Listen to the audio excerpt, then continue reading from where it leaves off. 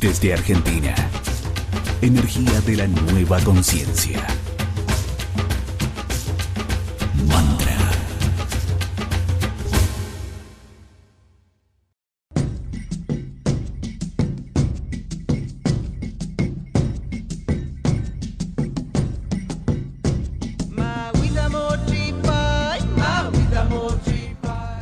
Muy buenas tardes, amigos, bienvenidos a una nueva emisión de El Orejiverde, donde resuena el origen, programa 99, jueves 21 de abril, vamos rumbo al programa número 100, parece mentira, pero estamos ahí. Bueno, hoy estoy sin Fernanda porque, bueno, lamentablemente tuvo, donde ella venía, la línea del ferrocarril hubo un accidente, ella no está bien, perfecta, pero bueno, así que el tren se detuvo y no llega, realmente me llamó recién que está muy molesta, pero bueno, lo importante es que que ella está bien, no puede llegar, así que le mandamos un abrazo enorme. Fernandita, si estás escuchando, si ya llegaste a tu casa o estás por ahí, te mandamos un abrazo enorme y nos vemos la semana que viene. Bueno, hoy tenemos un programa muy especial, hace 15 días que estamos con repetición por mi viaje de 15 días, que después en otro momento les voy a contar a los oyentes, que me fue muy bien. Pero tenemos un invitado especial, alguien que hacía rato queríamos traer a la radio, básicamente para tocar el tema de educación intercultural bilingüe. Se trata de Osvaldo Segovia, maestro wichí de Formosa, que hace mucho tiempo lo queríamos traer y finalmente nos encontramos el otro día en un evento y logramos que permaneciera en Buenos Aires un par de días más. Te agradecemos mucho, Osvaldo, gracias por estar en el piso. ¿Cómo estás, Osvaldo? Bien, contento de poder participar esto y que veníamos postergando hace bastante tiempo. Exacto, pero bueno, todo llega, así que bueno, no solamente estás hoy acá, seguramente cuando vengas de nuevo vas a estar otras veces porque siempre el programa lo amerita. Osvaldo, bueno, es muy importante tu actividad, sabemos que hace muchos años que estás en el tema de la educación intercultural bilingüe, pero contanos antes que nada, que bueno, vos sos wichí de origen, contanos un poquito de tu comunidad de origen, de tus padres, de qué parte sos, contanos eso un poquito. Yo soy de la comunidad wichí del oeste de Formosa, precisamente en la comunidad que se llama San Martín y que el nombre wichí se llama Satuctés, y estaba a distancia de 20 kilómetros de Potrillo, y el Potrillo está a 100 kilómetros de Juárez, donde la ruta es todo pavimentado. Uh-huh. Y el resto está todo camino a tierra. Uh-huh. Bueno, mis padres, mi mamá, todos son de la comunidad. Y nací, crecí y viví y acumulé bastantes conocimientos que tienen que ver con la identidad. Y mis comienzos fue aprender a escribir y leer en mi propio idioma, aprovechando de que es una lengua que fue elaborado de la gramática por los lingüistas ingleses, pero para traducir la Biblia, y capaz que no pensaron que en algún momento iba a usar esas herramientas para poder ayudar a mi propia gente. Es lo que hablábamos acá, un poquito fuera del programa, ¿no? Que es decir, vos aprendiste a leer con los textos de los anglicanos y pentecostales, que son los dos cultos más fuertes ahí, ¿no? De extranjeros. Sí, ¿no?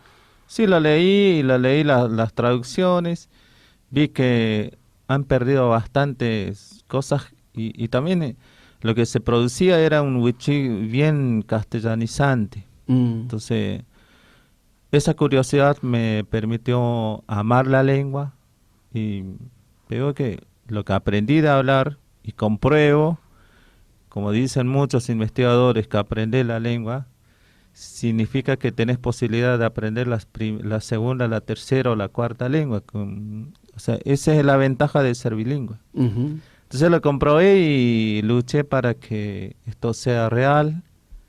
Entonces me metí al campo de la educación. Bien. ¿Qué hace cuánto? ¿15 años más o menos? Hace 15 años y la experiencia ya va 15 años más, o sea, 30 años que venían gente trabajando en la educación intercultural bilingüe en esa zona, en el oeste de Formosa. Sí. Digamos que el tema de la educación, a vos entonces fue un tema que desde hace mucho tiempo te viene interesando, ¿no? Sí, bastante porque me interesa también que los conocimientos sean interculturalizados, que sea revisado por los especialistas para que todo lo que somos todo lo que acumulamos desde nuestra infancia, de alguna u otra forma podemos encontrar una buena pedagogía para que los chicos sean bilingües, pero no solamente bilingües, sino interculturales. O sea, eso me interesa, porque, a ver, hay algunos paisanos que dicen que la EIB, o sea, la educación intercultural bilingüe, es un proyecto todavía de Occidente hacia los indígenas, ¿no? ¿Por qué? Porque más allá de que se enseña la lengua, falta esto de la cultura y la cosmovisión, ¿no? Es decir, ¿a eso te estabas refiriendo? Sí, pero nos toca a nosotros, en mi caso y otros docentes indígenas, de que en algún momento tenemos que sentarnos a las autoridades y enseñarle a las autoridades. Yo me acuerdo que la primera pregunta que me hacían era: ¿por qué crees que es importante aprender a leer y escribir en tu lengua materna? ¿Te sirve para hoy? ¿Te sirve para mañana? ¿Te sirve para viajar? ¿Te sirve para hacer esto? Y me dice: ¿te gusta? Y la respuesta que le hice fue: si a vos te gusta tu lengua materna, y si vos hablas, representa una historia, y que detrás de esa lengua hay miles y miles de tus ancestros, y que hoy aplaudirían si seguís hablando en esa misma lengua, transmitiendo lo que sos, a nosotros también nos pasa eso. Cuando yo hablo mi lengua materna, sé que representa una generación y generaciones.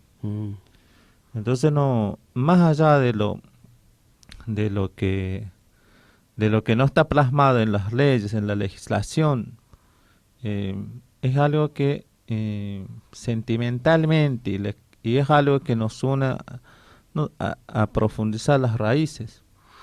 Porque solamente por hablar tu lengua materna, porque hay términos, por ejemplo, de que si yo digo la mamá y lo transcribo y digo noco, la palabra noco no tiene el mismo significado que el que esté expresado en castellano para nosotros.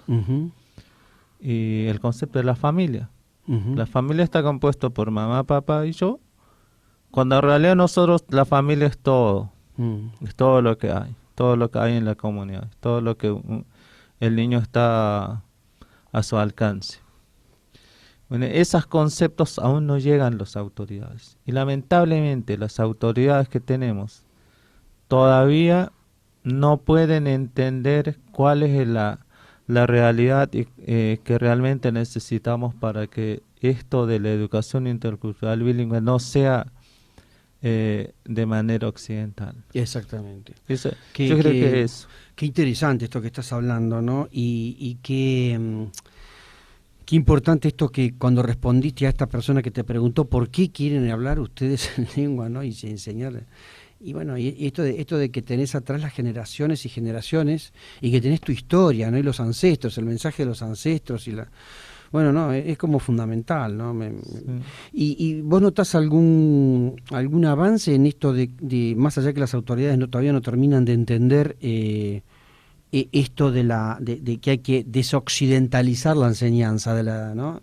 En el sentido de dar un programa que tenga que ver con la cultura y la cosmovisión y los valores de los pueblos indígenas? ¿Ves algún cambio en eso en los últimos tiempos? ¿O más o menos? Muy difícil que se produzca algo tan no niego de que hay las provincias como el Chaco que han avanzado hasta llegar a una ley de educación intercultural bilingüe donde la gestión es comunitaria, y no niego de que en Formosa también la lengua huichilla se enseña de manera oficial en primer ciclo y en secundario. No niego todo eso, pero hay un miedo de las autoridades, el concepto que tienen del indígena de que si ocupan estos espacios, ¿qué vamos a hacer de nosotros? Yo creo que eso es lo que pasa.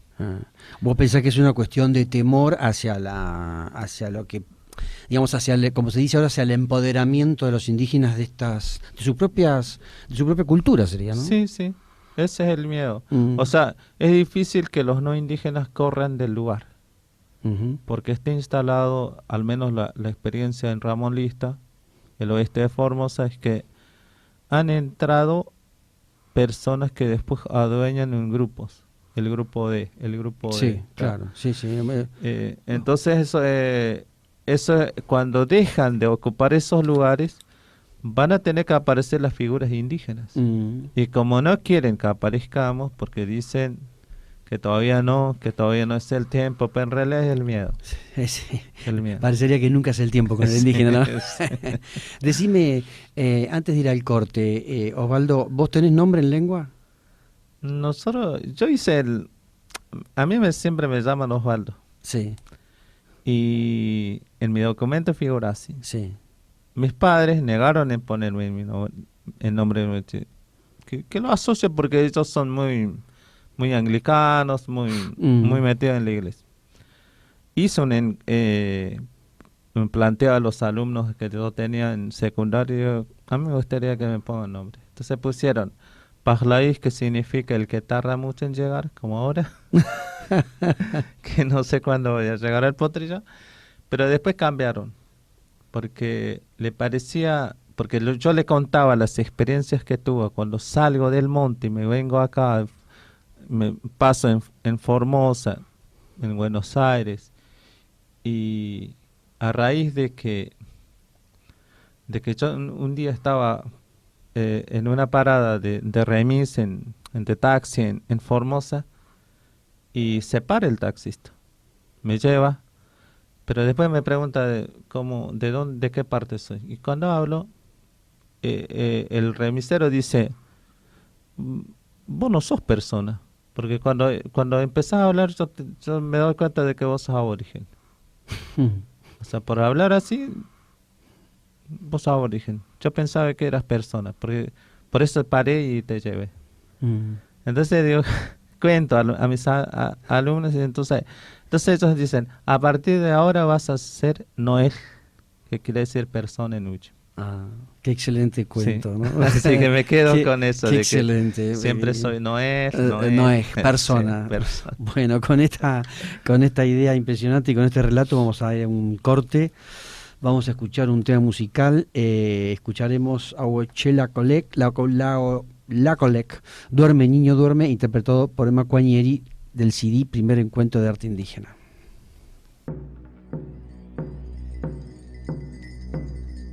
Nos está escuchando el Orejiverde desde la 91.9 Mantra FM. 91.9 Mantra FM.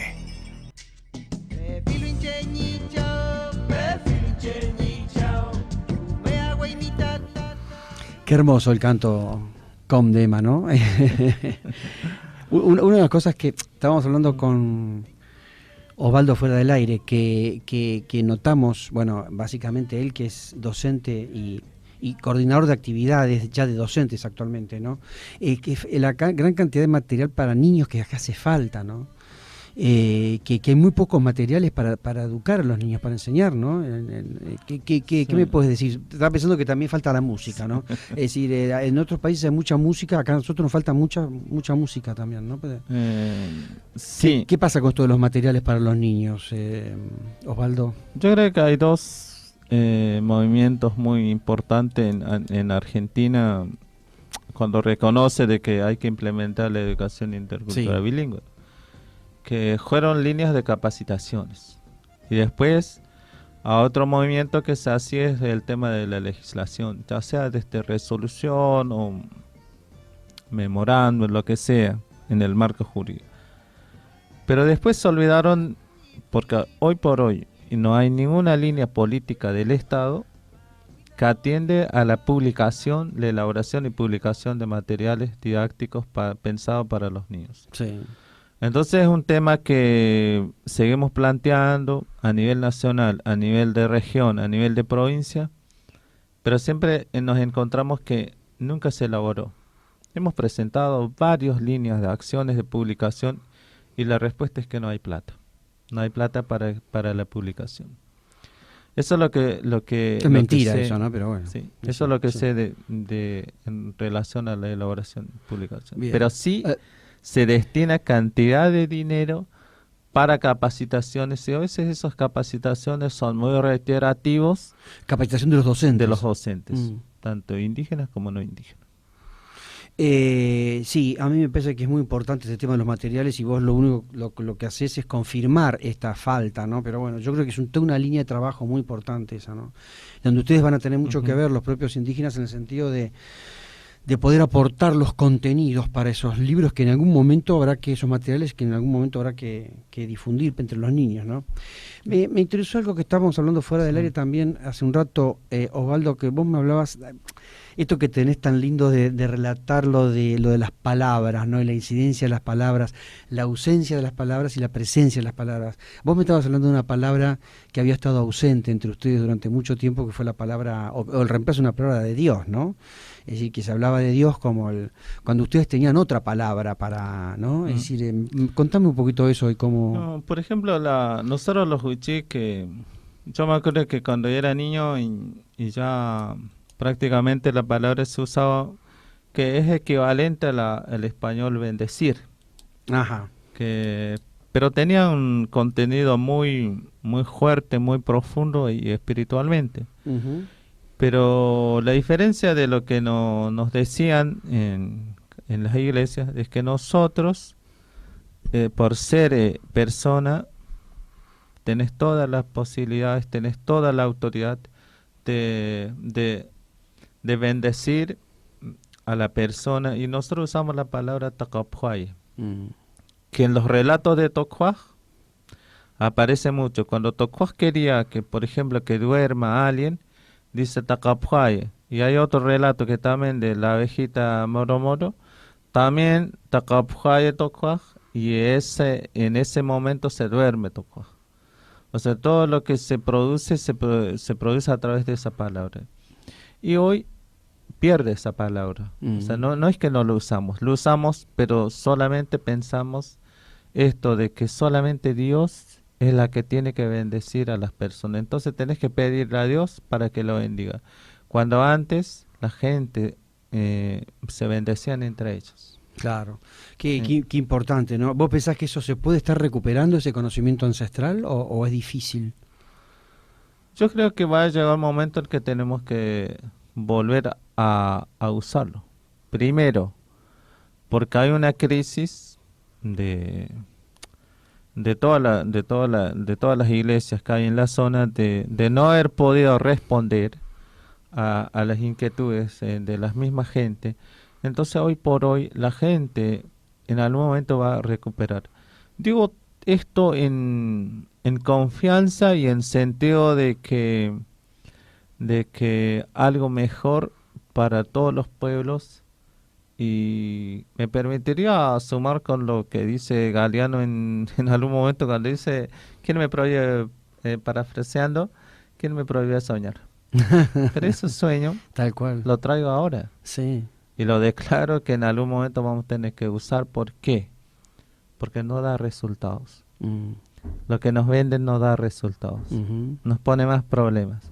Tengo una anécdota. Una niña que se sentía mal y la tenía que hablar con alguien de la zona porque para que esa persona habla con palabras sanadoras o de tranquilidad, porque no hay psicólogos, porque los psicólogos tampoco tienen en su formación, no tienen en cuenta la situación de nuestros pueblos. Pero ¿qué pasa? Choca con lo que dice la Biblia y la persona murió con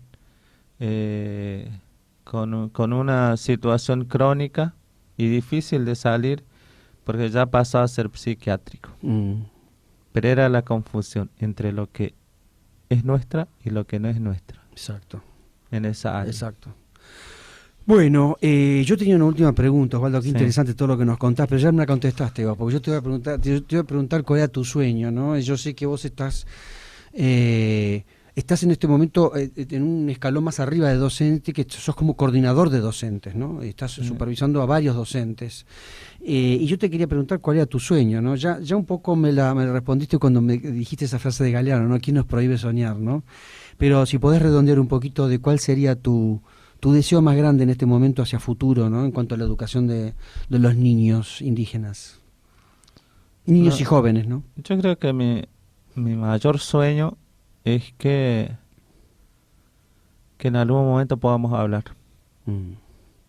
Que en algún momento de todo el tiempo silenciado podamos decir cosas, pero no cosas para agravar la situación en que estamos. Sueño un mundo intercultural donde nos reconocemos los hijos de quienes fueron víctimas y junto con los hijos de los que fueron nuestros asesinos, a construir algo y que no hagamos responsable del pasado sino del hoy.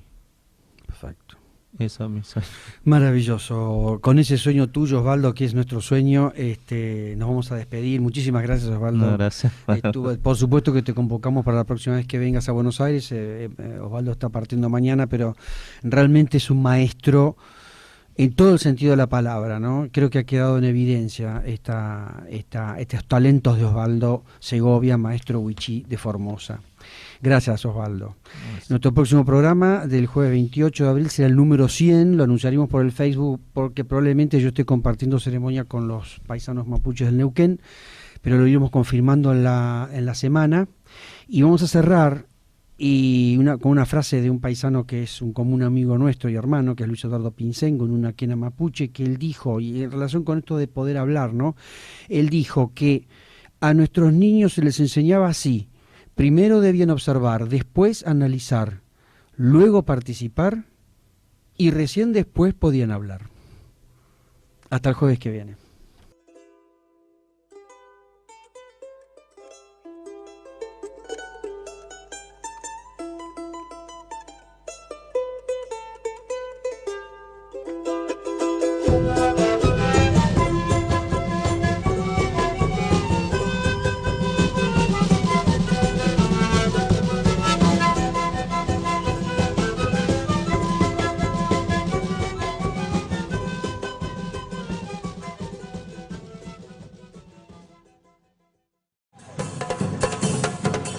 Desde Argentina, energía de la nueva conciencia.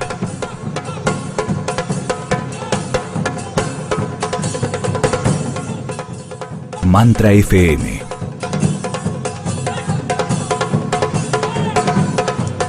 ...91.9... Vibración de la nueva conciencia.